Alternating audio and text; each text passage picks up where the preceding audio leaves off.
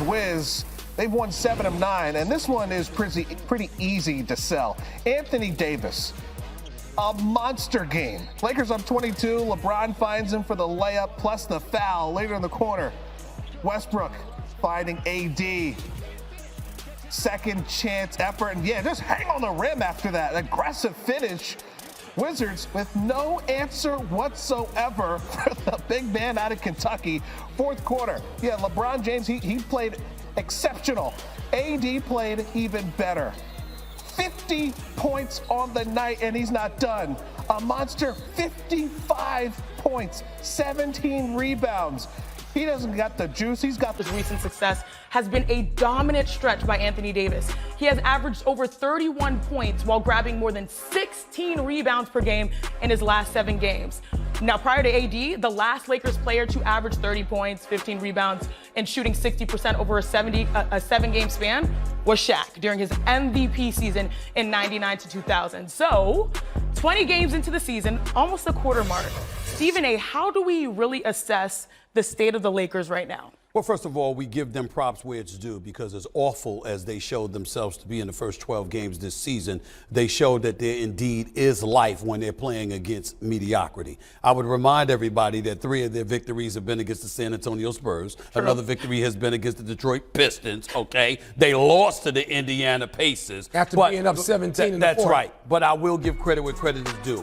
When you're going up against DeAndre Ayton, if you're Anthony Davis, knowing everybody's going to look at that as a litmus test, and you drop 37-21 with 5 blocks and 5 steals. Listen, he plays like that with LeBron doing what he's doing. If somebody can hit a perimeter shot on a consistent basis, the Lakers actually have a chance to be respectable. But actually, Stephen A., the last 8 games, they have shot 36% from 3, so it's been better. But what do you see with the Lakers? It's been better. I'm not willing to go crazy declaration on beating the Spurs 3 times. And especially if you watch the Indiana game and you watch them blow that 17-point lead. You know what LeBron's record in his career with a 17-point lead in the fourth quarter was? Like 100-0? 403 Oh, close. and 1. Wow. 403 and 1. And the Lakers' record as a club in the same circumstance with 17-point lead in the fourth was something like that, 415 and 1. So, I mean, you go decades, you don't lose a game like that, and they lose a game like that. Look, I got to see something. They're beyond benefit of the doubt range. Brooklyn and the Lakers are in the same boat. There's no benefit of doubt. You got to show us. So you got to show us during this stretch, in which, by the way, I hate to go with these BPI stats, Woj, but it sounds like the Lakers have only a 50% or better than 50% chance of winning one of these road games, only one at Detroit. The others, not. Look at, come on now. Oh, wow. And it goes back to the Pistons, right? So the Pistons the only one. So realistically, Woj, what can the Lakers do to improve their odds right there?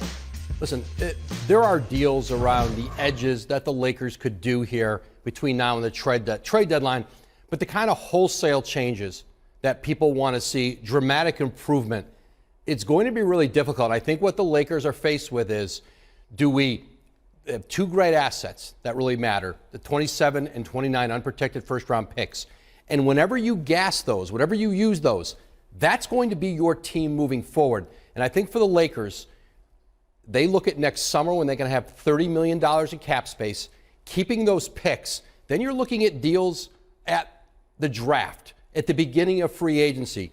And I think for LA, what they're trying to avoid is doing a trade that might get them out of the lottery and into the play-in or late into the draft, into the first round of the playoffs and lose. They are trying to set up LeBron James and Anthony Davis for another run at a championship. And I think the deals that may be out there right now, they may not be good enough to use those picks on. One of the dangerous parts about us doing NBA Countdown to see it's bad enough we got me and Will Bumper. We got Woj. So we ain't missing nothing. You understand what I'm saying? You look at the Los Angeles Lakers, right? Look at what Woj just said. You know what that brings the eye of the storm down upon? Rob Pelinka. Because as we look at this Los Angeles Lakers squad and we see it bereft of shooters and we're wondering the level of talent, I think their talent has improved. I think they've gotten better defensively, but they still can't shoot. And so now when you think about that $30 million and you think about those 2 picks, okay, yeah, you got all of that, but what you going to do with it? Do you have the right man to make the decision? That's what we're going to find out. Well, he's on a new multi-year contract. Got it in this offseason. I think for the Lakers, a lot of teams in this league, they're going to be watching what happens with one of the teams we have playing tonight, the Chicago Bulls. Do the Bulls pivot at some point this season?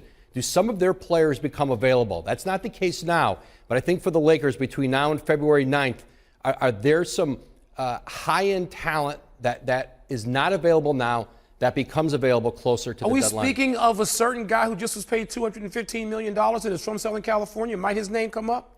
Zach LaVine, DeMar DeRozan, Nikola Vucevic. I think those are all players, people in the league, teams are waiting to see, will any of them be available by the trade deadline? Right now, this is a Chicago team that wants to make the playoffs, wants to get a healthy Lonzo Ball back. They're not ready to concede yet. And they've had the toughest schedule in the league. Yeah. They have. And also right now they're getting ready to go up against Giannis and the Bucks. And this actually, diving into the numbers here, I think when we talk about these two assets, you talked about the future, let's talk about the now. LeBron James and Anthony Davis have to be able to mesh well together, because what did Anthony Davis do when LeBron James was out? He blew up. He was averaging around 30 points, and we're saying he's giving you about 16 rebounds, but they have to play well together. If you notice in that Pacers loss, AD only had 2 shots in the fourth quarter. Now, how do you correct that, Coach Darvin Ham? Next time they play the Blazers, and what happens? What happens? He gets 14 points in the fourth quarter, and he takes 7 shots. So my question for you, Stephen A., is how do you game manage? Because we, of course, want to see when players are available in the future, but right now, how do you get LeBron and AD doing their thing? Naya Gumake, you are lucky we are on Countdown instead of NBA today. What do you mean what they gonna do? Anthony Davis demand the damn ball. How you gonna take 2 shots in the fourth quarter when you're in the He has to averaging get the 31 ball. and 60? Stephen You gotta demand the ball. But that's not the personality over what, Stephen A. We do this every year. Yes, we do. And we go into the people who say he's a top 5 talent, but he's a top 5 player. That's not the personality. Anthony Davis is a Chicago guy. I root for him. But Stephen A., he does not And he doesn't bring the ball up consistently. Week after week, game after game like that. There's a lot of things that a lot of people don't do, but ultimately when they get in the bag and they're being put in a position, we say to them, excuse me, you wanted the bag, you wanted the limelight, you wanted the weather in Southern California. This is the responsibility that comes with it. The primary ball handler on the Lakers is LeBron James. Don't you think that there needs to be, as we saw versus the Blazers, a concerted effort to get AD the ball, knowing that that is not his personality? Knowing basketball as brilliantly as you do, I'll reverse it by asking you the question. Okay. If you ask LeBron James for that ball, especially if you Anthony Davis, he ain't giving it to you? You know he is. You know he is. How'd he get 2 shots in that fourth? Because he didn't want it bad enough. You got to go get it. Come on, y'all. Come on now. You got to go get it. Period. Was anybody going to... LeBron is a wonderful playmaker, but he's not Magic Johnson. His primary objective out there every night, Stephen A., in a competitive situation is not to give it up. He does give it up in critical situations. He does it brilliantly. Anthony Davis in the fourth quarter is not going to demand the ball from LeBron James. What's the pecking order? Right, and this is what happens, too, when you don't have shooters around Anthony Davis and LeBron James. Right. Teams, obviously, they load up on them. I agree. They play off of the other 3 players on the court, and when you have a team and how you construct a team around those 2 players, I think that's where certainly late in the game, where teams load up defensively on Anthony Davis, that plays a part in him struggling in the fourth quarter. Why are you 3 acting like we don't know this? You're absolutely right.